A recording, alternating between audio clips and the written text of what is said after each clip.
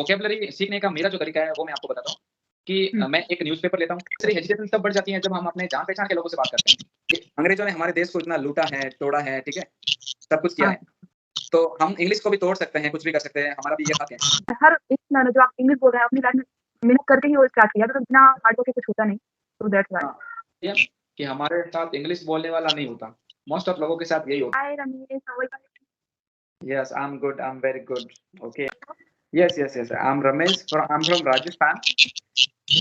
Okay. Okay. And most of the time I live in Rajasthan, but right now I'm in the Kerala.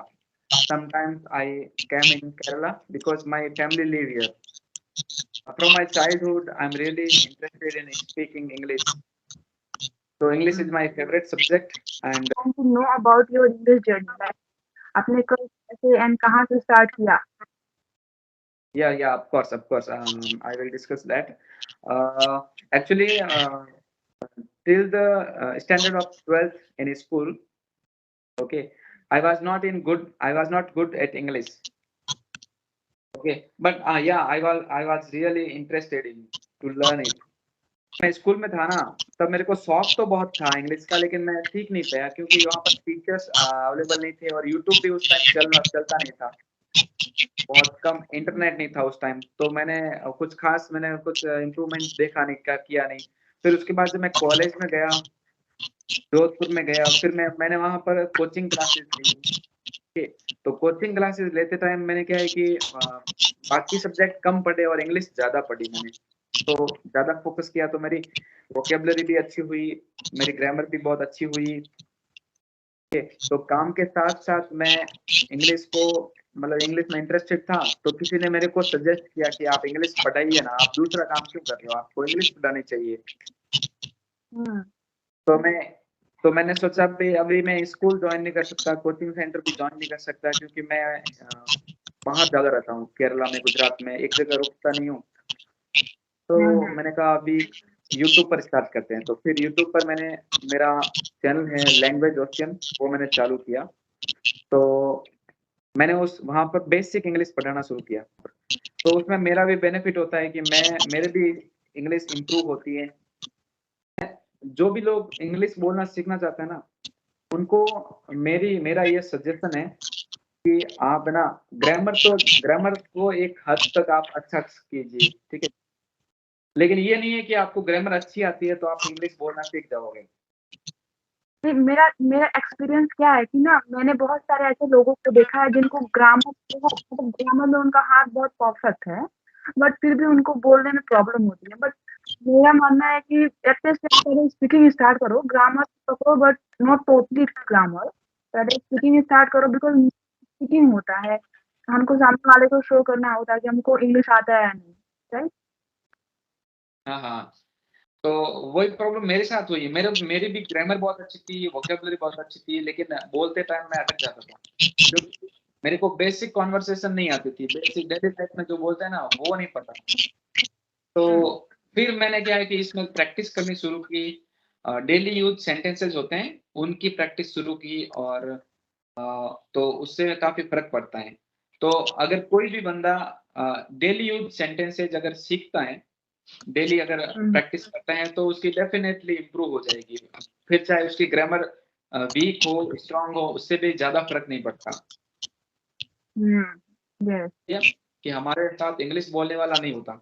Most of लोगों के साथ यही होता है हुँ, कि समझ लो इंग्लिश बोलना चाहता है तो वो अपने घरवालों में से किसी के साथ प्रैक्टिस नहीं कर सकता क्योंकि कम लोग आती नहीं है घर में, मम्मी-पापा को आती नहीं है, भाई-बहन इंटरेस्ट नहीं होते कई लोग और दोस्त लोग मिलते नहीं हैं।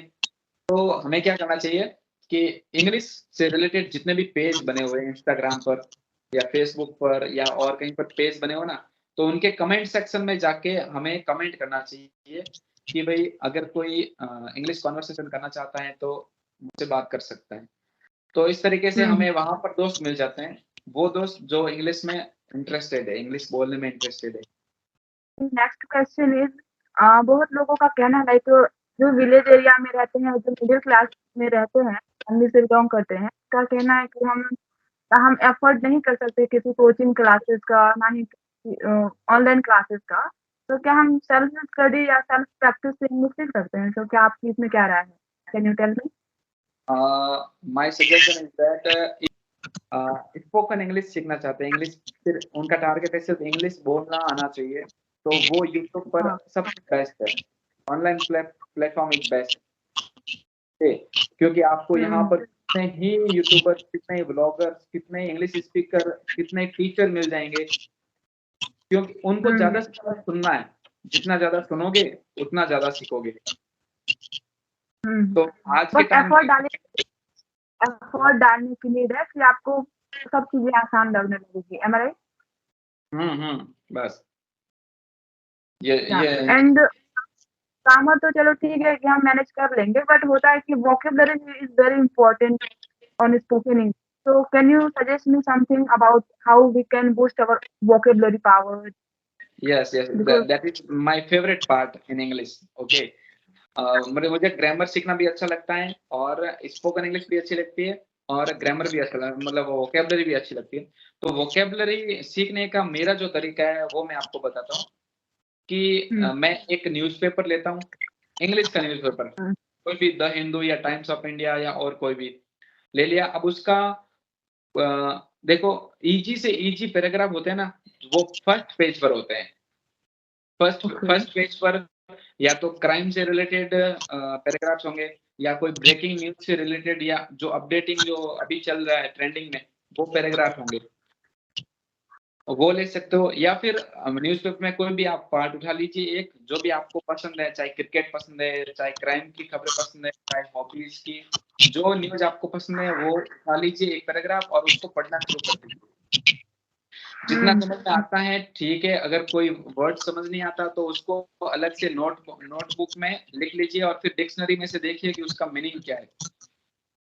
हुँ, उसका उसका मीनिंग क्या है, और उसके सिनोनिम्स क्या है, एंटोनिम्स क्या है, और उसको हम सेंटेंस में कैसे यूज़ कर सकते हैं। इतना देख लीजिए, फिर आप उसको कभी नहीं भूलोगे, क्योंकि आपने न्यूज़पेपर में से वो वर्ड निकाला है, और आपको दिमाग में हाँ, रहेगा कि हाँ, उस पैराग्राफ में, उस न्यूज़ में, उस खबर में ये वर्ड यूज़ हुआ था, तो वो आपके दिमाग में छप जाएगा, और फिर आप उस वर्ड को कभी नहीं भूलोगे। वो एंड या वोकैब्युलरी भी आपने वोकैब्युलरी भी बूस्ट करने का आइडिया दे दिया, हमको ग्रामर भी बूस्ट करने का आइडिया दे दिया। अब मेन होता है कि हेजिटेशन आती है लोगों को। चलो ग्रामर सीख लिया, वोकैब्युलरी भर-भर के आ गई, अब बोल भी रहे हैं, बट पब्लिक प्लेस में बोलने के लिए हेजिटेशन बहुत फील होता है, तो आप इस पे क्या बोलना चाहेंगे? हाँ, इस प्रॉब्लम का तो मैंने भी फेस किया है। इसलिए हेजिटेशन तब बढ़ जाती है जब हम अपने जान-पहचान के लोगों से बात करते हैं, हाँ, ओके? तो हमें ट्राई करना चाहिए कि जो नए लोग हैं, जो बाहर के लोग हैं, उनसे बात करने की कोशिश, क्योंकि वो लोग जज नहीं करते आपको। हुँ, हुँ, तो जितना हो सके ऑनलाइन लोगों से मिलिए, बात कीजिए, फिर उनसे डायरेक्टली इंग्लिश कन्वर्सेशन की कोशिश कीजिए, तो वो आपको जज नहीं करेंगे। और अगर आपको समझ लो कि अगर अपने जान-पहचान वालों या कहीं ऑफ़िस में इंग्लिश में बात करने की ज़रूरत पड़ रही है, आप सोच रहे हो कि आप तो अभी करनी पड़ेगी, प्रैक्टिस करना चाहते हो उनके साथ, तो पहला मान के चलिए कि भई मैं परफेक्ट नहीं हूँ, और मैं सीख रहा हूँ, और सामने वाले को हो सके तो बोल दीजिए कि sir I am not perfect, my English is not very good, okay, I am beginner. तो ऐसा आप बात बोल दीजिए, तो फिर वो क्या है कि आपको जज नहीं करेंगे। हुँ, फेवरेट है छोटा भीम हो गया या मोटू पतलू हो गया, वो इंग्लिश में देखता हूँ तो बहुत मज़ा आता है। टाइम पास भी हो जाता है और इंग्लिश हाँ, भी सीख लेते हैं। और दूसरी चीज़ ये है कि हाँ, जो बॉलीवुड मूवीज़ है ना, उनकी हुँ, इंग्लिश इंग्लिश में बनी हुई है पर डबिंग, हाँ, हाँ, हाँ, वो बहुत अच्छी होती है, क्योंकि हॉलीवुड मूवीज़ को हम देखते हैं ना, तो उनका एक्सेंट समझ में नहीं आता, हम पकड़ नहीं पाते क्या बोल रहे हैं। लेकिन जब बॉलीवुड वालों की देखते हैं ना, तो हमें अच्छे से समझ में आ जाता है, क्योंकि वो इंडियन एक्सेंट में बोली जा होती है, तो वो बहुत हेल्पफुल होती है। फंडा मेरे को मिला है कि 4 पिलर होता है किसी भी लैंग्वेज को सीखने के लिए, रीडिंग, राइटिंग, लिसनिंग, स्पीकिंग। बस ये 4 करो आप कंटिन्यू, फिर आपको कुछ नहीं लगेगा लाइफ में इंग्लिश बोलने के लिए। तो मैं चारों को डेली फॉलो करती हूँ अपनी लाइफ में। या that is my mantra to learn spoken English, you can say. हाँ, बस यही होता है, यही होता है। सही है, फिर तो अच्छी बात